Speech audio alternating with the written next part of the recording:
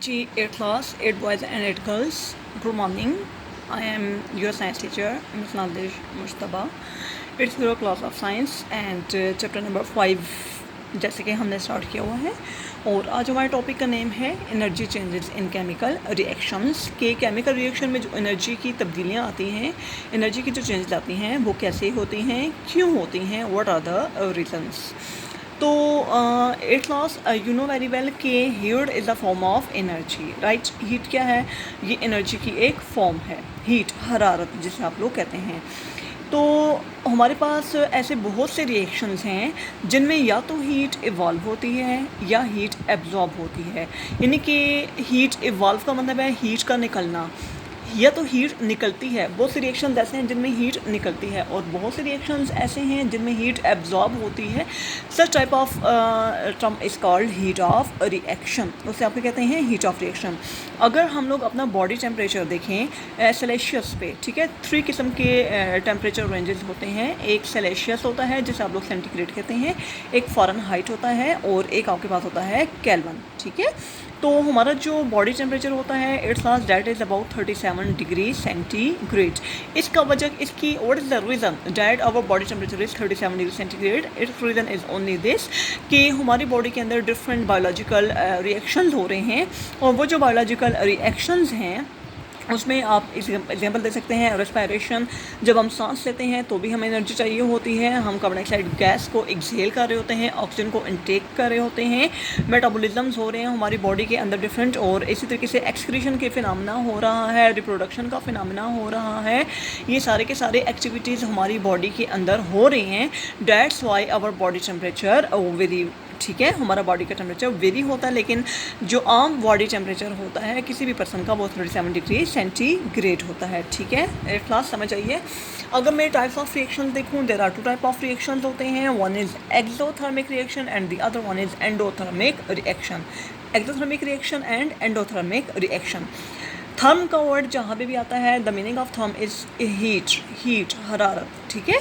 एक्सो mean outside. ये ऐसे reaction, those reactions which evolve heat in the surrounding, जो surrounding में हीट को इवॉल्व करते हैं, हीट को निकालते हैं रिएक्शन के दौरान। Such type of reactions are called exothermic reactions, ठीक है।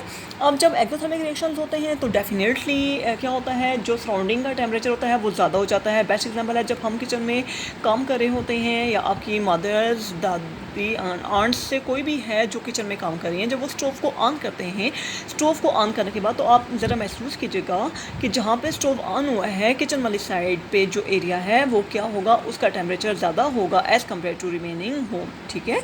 उसकी वजह ये कि जब भी हम लोग गैस चलाते हैं, गैस, नेचुरल गैस चलाते हैं तो उसमें से हीट इवॉल्व होती है, हीट इवॉल्व हो रही है, आप उसकी तपश महसूस कर सकते हैं।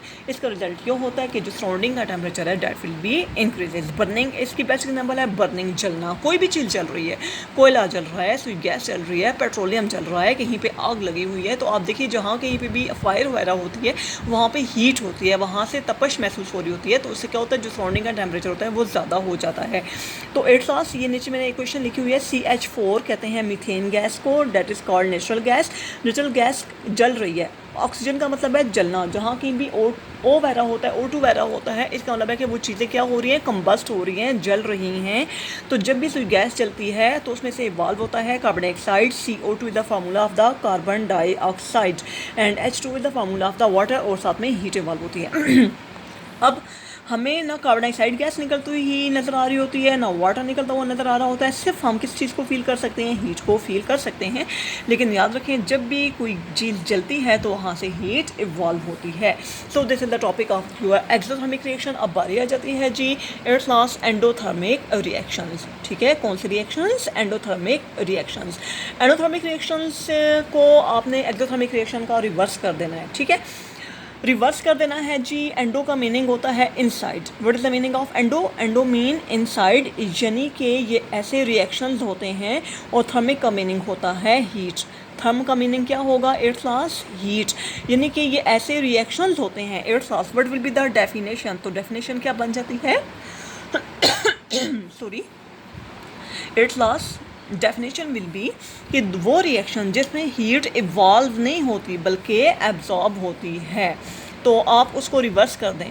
दोज रिएक्शन, जैसे वर्ड्स अपोजिट्स होते हैं, इन विच, जिसमें हीट क्या हो रही है, in which heat is absorbed, heat is absorbed, जिनमें हीट एब्जॉर्ब हो रही है, यानी कि हीट बजाय इवॉल्व होने के उसी बॉडी के अंदर एब्जॉर्ब होती जाती है, that is called endothermic reaction.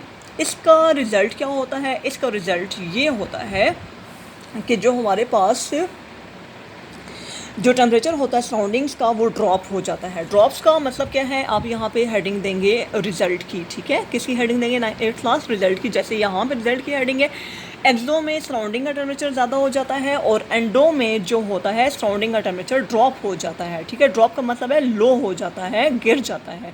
तो जो the temperature of the surrounding होता है, ठीक है, वो क्या हो जाएगा? That will be drop, will drop, यानी कि वो गिर जाएगा, लो हो जाएगा, ठीक है। सॉरी।